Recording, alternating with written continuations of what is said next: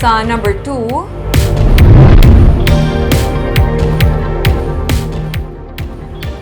sa isa ka open letter para sa sugar industry kag sa mga stakeholders sini nagpaathag sang iyang bahin ang bag-o na appoint sa Sugar Board nga si Aurelio Gerardo Valderrama Jr.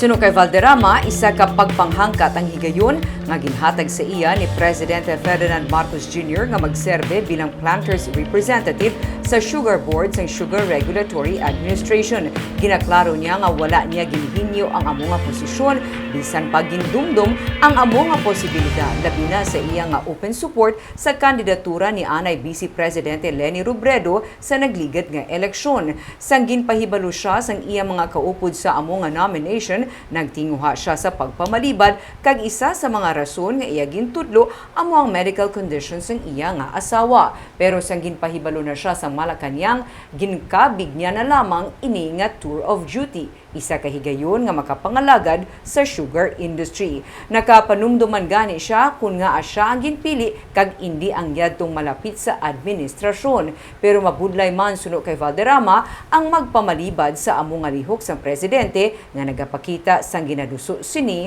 nga unity. Suno kay Valderrama, may mga nagakwestiyon sang iya nga appointment kag nagahinyo sang revocation sini.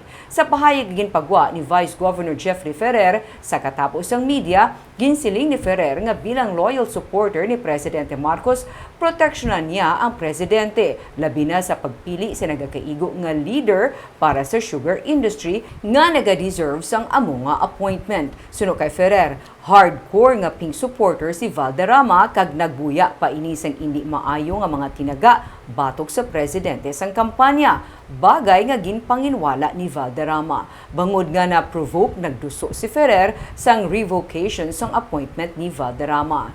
Isa naman ka manifesto of support sang National Federation of Sugarcane Planters Incorporated, Confederation of Sugar Producers Association Incorporated, kag Panay Federation of Sugarcane Farmers Incorporated ang ginpagwa sini nga adlaw para sa appointment ni Valderrama sa Sugar Board.